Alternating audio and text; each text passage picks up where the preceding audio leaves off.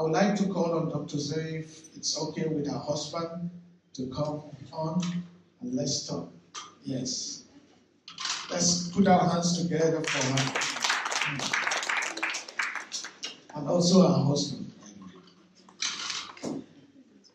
Doctor, thank you very much for accepting to do this interview and the testimony that you're going to share. I was so glad, even though it saddened my heart that I wasn't in the marriage. Let me just be real now. I wanted to be there, but it's okay. Okay. So, Dr. Zoe, thank you very much for coming, as I earlier said. We want to give you this time to talk to us how you met this handsome man sitting here, and how God took you through your journey till when you met him, and then what's happening? Okay, cool. It is a very interesting journey that I came from. The one thing that I would like to start with is the day that you get married, you never ever in your life dream that you could get divorced along the way. On that day and on the preparation, it never crosses your mind. And so I was married very young, like 21, 22, and after 18, 17 years of being married, he just felt like he needed to go. So then I opened the door and I helped him to go. And I remember I fall to the bed and I cried and I cried and I was so rejected. And it was like the emotions of and the feelings of I'm not actually good enough. Okay, so on the Sunday morning I would remember it very clearly. He just packed up his bags and he left. And I went to my room and I just fall on the bed and I cried and I cried. And after 2 hours probably, I phoned my best friend or a friend at the time. And I asked her to speak to her husband. And I told him what happened. And then he was saying something to me that kept me sane for the next few years. He said, you know what? The moment he left, he took all the fear and the abuse with him. Now you can create a home for your children. And that was the best advice I ever could have heard at that moment in my life. So that picked me up and then the journey started. So the divorce, I don't know why, but it took a year. It was like forever. But the fear was the thing that was crippling me. Because there was a lot of abuse, verbal abuse in the marriage. And I was a pastor. I always use the saying that I laugh in the day and I cry in the night. I'm a very private person, so nobody knew the battle and the hell I went in and through my personal private house. And that was like between me and God. That was really a time, and it wasn't the 17 years bad, but when the times were bad, it was bad. And with all of that said, it takes two people to make a marriage work, and it takes two people to break it down. So it's not that the other party was always in error. I've learned a lot over this weekend because I could tick the little boxes. Oh, I did that yet, and I was part of that. So emotionally, I was shut down. Where there's verbal abuse, it's like the woman's ears went deaf immediately. Your heart shut up and it closes up. So that was my journey, and where there's no financial support, there comes poverty in. And you know the saying that our mums used to say, when finances is out the door, the love goes? That's the truth. Yeah. So when there was not that, when there's the neglect, you felt like you've got no worth as a wife or as a mother, and blah blah blah. So, but that was the part of the Lord preparing me for something greater, but I couldn't see it at that time because the hurt, it overwhelms you the whole time. So then I got divorced, and I was on the highway, on the N1, coming one day, going to my house in Durbanville, and I asked the Lord, is there anybody that I could go and see for counseling for my children? Because the guy that I was seeing for counseling prior to the breakup and all that stuff, he was seeing the children's father. So he said, but I'm so sorry, I cannot see you as well. So then I thought, oh my word. And anyhow, so 10, 12 years before everything, well, before the time of me moving out, I met the devil. Okay. Before you get to them, I just want to say something very profound that she said, going to counselors, and because he was counseling. That's why this group, the SMS, one of the reasons why the SMS is being formed now is for us to build up counselors, Christian counselors, that people will not go being alone in those period of pain and situation. The enemy strikes. So when he strikes, we should be able to stand. I know there are so many problems already, and very few South Africans counselors doing what we are doing right now, opening it up like that. But we have them in their offices and so on. I'm not against you going to pay money, but not everyone has the money to pay for counselors. So this gathering will help in helping people to say, okay, there was this group that is doing this in Powerhouse. Can I go to Powerhouse and get someone to talk to me? But I don't have the money. That's why this is being one of the reasons why we are having this. So I'm sorry that I steal that time from you. So you can tell us how you met them. So I was on the N1 going back home, and I asked the Lord, who can I see, blah, blah, blah, and his face. So his face popped up. And I thought, oh my word, I remember him because 12 years before that, I was the PA from the church in the little small office in Powerhouse Street in Durbanville. So then he was from Pretoria and he was in the police and he came to do courses on the occult because he was in the occult unit for the police at that stage. And I was the one doing the registrations for his seminars, but I didn't go there. I just took received the finances and paid into the account, blah, blah, blah. So then I thought, well, he's not even in Cape Town. I've got no idea, but I know that he's a warrior in prayer. That's all that I knew from what I could remember. I did actually the level 1 of the occult, but one of his co-workers, I was doing his course. And so then I started, I used the social media. Can you think me use the social media? I mean, really? I'm old school. I like, and so anyhow, so on Facebook, I stalk him on Facebook. So I write him this little letter. I told him, I said, I'm Zoe from Powerhouse, and I know you will not remember me, but this is like 10 years ago, but I just need someone to pray for me because I am in a dark place. I need someone to pray for my children. So he immediately inboxed me back and he said, but he's for 8 years in Cape Town already. And he's working, but he will pray for me and I can bring someone with. And so that's how it started, actually through praying for my children. And then I had a dream. But at that stage, I was just going through the divorce. He was walking his journey through the divorce. So that was hectic. So none of us were looking to each other and see a man or see a wife. I mean, you're so hurt. You're so just in a space of, oh, don't go there. But after like a few months, I had a dream of me and my children driving in my little car, and I put the trappie petrol, but the thing goes slower, and I couldn't get to. But I was in the airport. I was like in the under parking area, and then my car broke down in that space, and I walk out and go to the elevator or the roltrappe. And as I go, I saw a little girl in front of me, and this man with a long black leather jacket came with his aktetas. And he just came and walked down, but so quickly passed by, and the little girl just stepped in front of him, and he just fell over her, but out of his suitcase, this little thing. The whole thing was full with sweets. And the sweets rolled out, and I just started to laugh and laugh and laugh.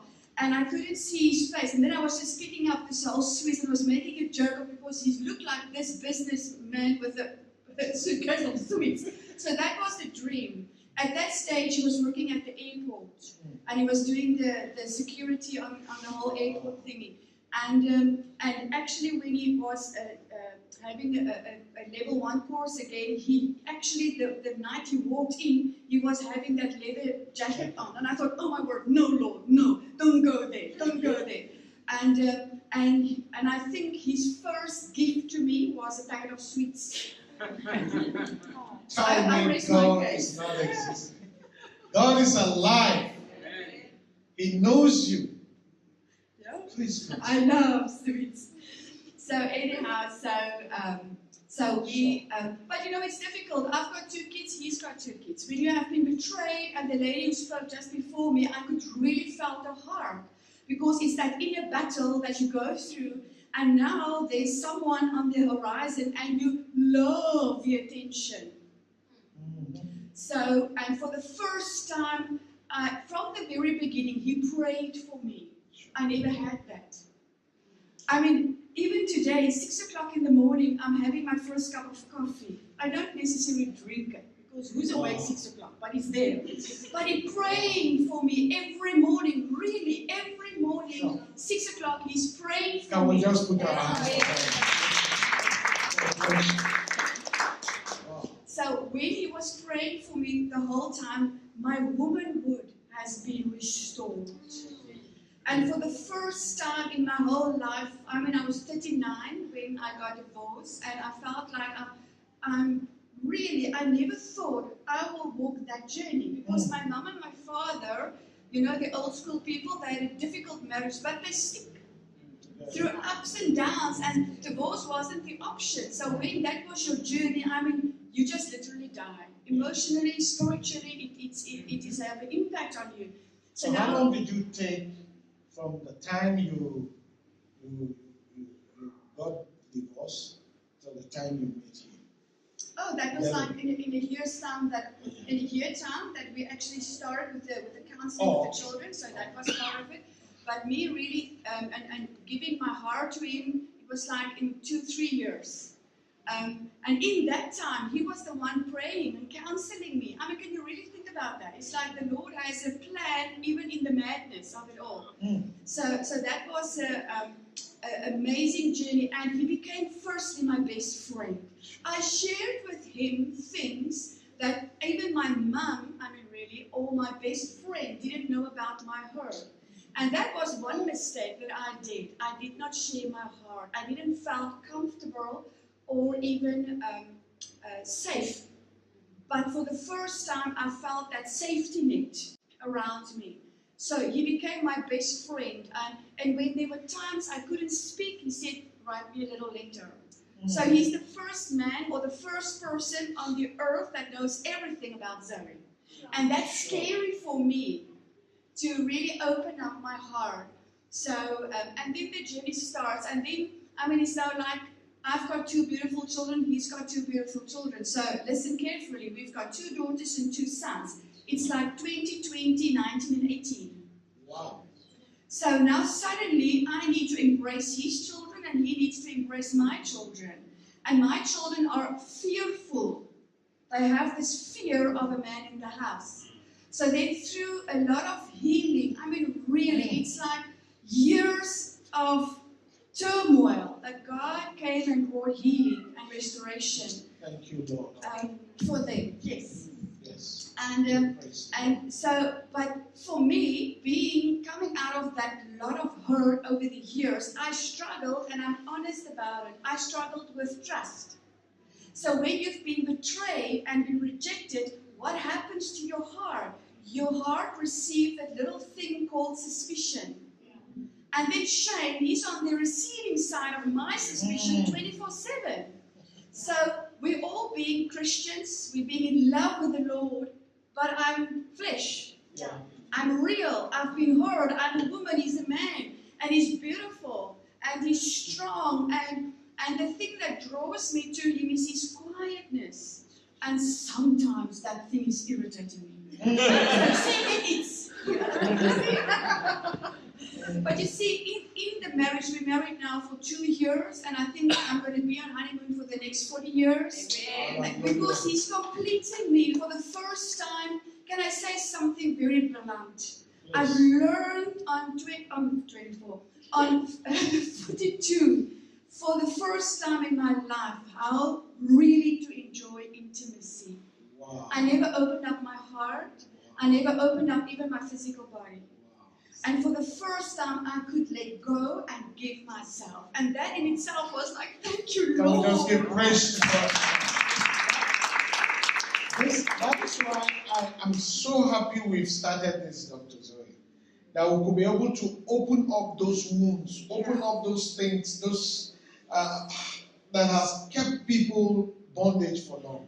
And if we could, if we will, or when we will continue, we will continue anyway. It will help a lot of marriage people. It will help a lot of broken relationships and so on. And so I'm so glad that you are opening up to say what you're saying. Like I always tell the rest, I told the rest of them, don't say things that you're not comfortable or the Holy Spirit didn't tell you. But this is God. And how many of you are blessed receiving this information? We know her as a prophetess, and look now, she's down to earth with us, telling us not the spiritual all the time. You understand? By the way, she's going to prophesy to us later. I believe God is here with us, and He has a word for you, and me. God bless you. Tell us what's happening now since you gotten married and you are happy and things are happening right now. How about your ministry? Yes, but now I want the children out of the house. Did you hear that? Okay. When you have them 18, 19, 20, please let them find their way out. So that the Lord will continue in another level. Yes. So we got married last year, my daughter, so she's off, and she's now second year, going to the third year. Now I love them. But it's going very good. God restored me 100%. And in ministry, we are both in ministry. He's still working, and you can imagine with us having 4 children, with in this family, we are bankrupt. At this stage, it's not that I want a little Barbie pop. Really. So we're beyond that. Thank you for that. But so he's working. I'm also working very hard in the ministry. Don't think because you're in the ministry you're doing nothing. You pray the whole day. Prayer is hard work, so by the way, it's hard work. But the nicest part of it all, I'm just going to say this one sentence. I fight with the Lord. Often. I used to fight with Him. I went to Hermanus and I ministered there, and I was on my own. I was married, but I was on my own. So I would come back late at night. I'm actually nachtblind. So I struggle in the evening. And so I came home like 1 o'clock in the morning from Hermanus. At first I didn't sleep over because the children need to go to school. So I had this loneliness. But now He goes everywhere with. Amen. It's like sometimes, and being alone on your own after the divorce and you do your stuff, suddenly there's a man that says to you, no. It's like, what? Really? Yeah, that is what God can do. 1 Peter 3. Submit. But that scripture, I can find it in my Bible. Thank you very much for saying that word, submit. That's the best, by the way, that is the best and the greatest word in the kingdom, submission. The cost word in the kingdom is what? Independent of yourself. You have to submit to God all the time. Then you are in the kingdom. You will enjoy the kingdom and you will have everything that God has for you. Amen. So anyhow, nowadays we go, all the outreaches, all the invitations, I do not fly alone. I will anyhow verdwaal in the gawens. But He goes with me, and God He didn't only send me a husband, He really sent me a helpmate, someone who can come and assist. And when I minister, I always know He's praying. He's praying before the time, He's praying during the sessions. He's a counselor. I mean, God used him mightily. God used him in the occultic arena where he sees that the enemy comes and the attack. I dream the dreams, and he knows most of the time what the Lord wants to warn us about and all this stuff. So, for the first time in my life, I feel how God meant the marriage, how it meant to be in ministry and in unity. And I think the one thing that we say to one another is that we're not going to go blindly into this marriage. Yeah. We're going to go with our eyes wide open, but we're going to be fixed on Yeshua. Yes. And I heard your testimony, your story was like beautiful, and I really think that we are still single with our relationship with the Lord, but in our singleness we are in unity. And that's beautiful, and he's so soft and he's gentle, and I'm waiting now still, when is he gonna have a fit and have I'm praat dit letterlik Afrikaans. En ek het sê maar haal dit uit, wanneer gaan hy sy moes trek? Because he's just so soft and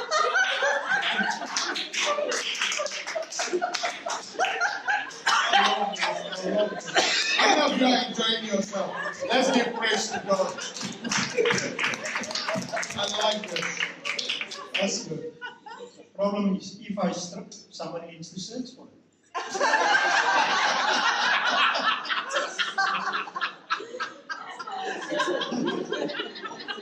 Why do I even call you guys to be here? You just make the day for us. You'll have been here since morning. Thank you for coming. Because I think I'm going to give over to him because he's got a lot to say, although he's very silent most of the time. But the thing, Francois, that you said was beautiful, the nagging wife. Oh, I can nag. And then he really shuts down. And then it takes like for ages for him to open up again. So that's the truth, what he shared. Yeah. But I love the Lord for loving me enough, for not giving up on me when I gave up on myself.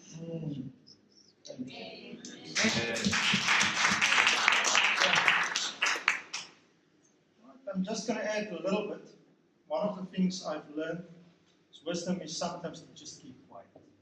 The other thing is, if a man shuts down, he shuts down. Sure. I can promise you that. And something of my background that she didn't know, and most people don't know about me. If I shut down completely. I was a police photographer for 10 years. So there's nothing I haven't seen. There's no emotional damage that I haven't seen. There's no death I haven't seen. I've seen everything. Literally.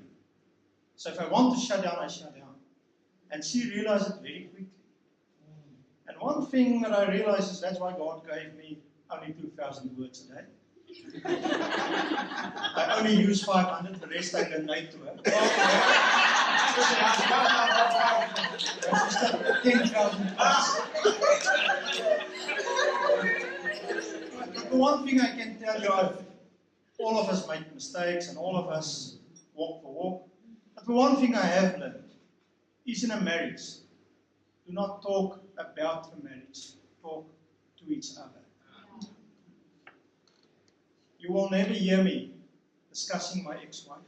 You will never hear me throwing a spear about my ex-wife. Something I learned from the Word of God. David never threw spears. Never. When Saul attacked him, he took the spear and he put it down. In our modern day life, we throw spears and we call it words. So if somebody hurts you, we take the words and we throw them back. And that's the problem. We cannot learn the art of spear throwing because it will kill you. Do not judge people. I've learned that if people abuse you and people say bad things about you, the Lord will protect you. One thing you need to learn, a bit of my background, I've been in the police for a long time. I've worked with the occult unit for a very long time.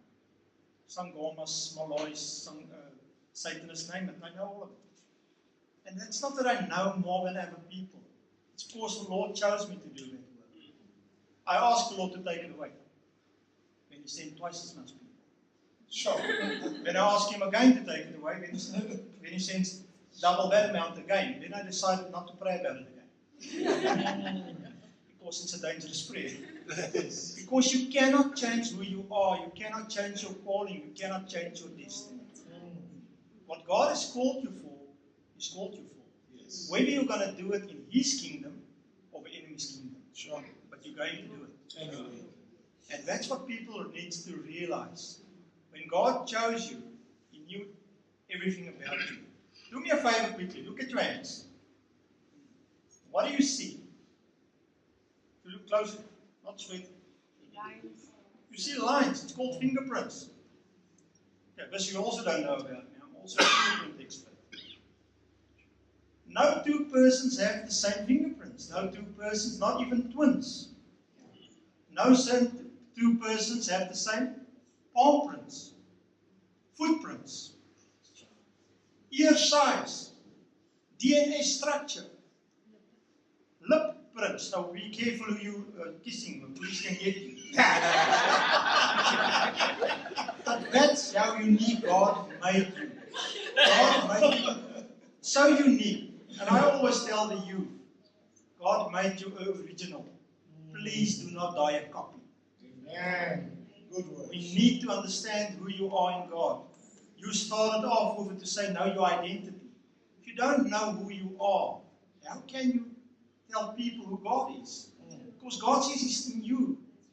So first find God inside of you and then give Him to the world. I asked God once, there's a scripture I don't understand. And that's one, you must love your enemy. And I asked God, why must I love my enemy? And He came to me and He said to me, devil, it's very easy. Because you are your own worst enemy.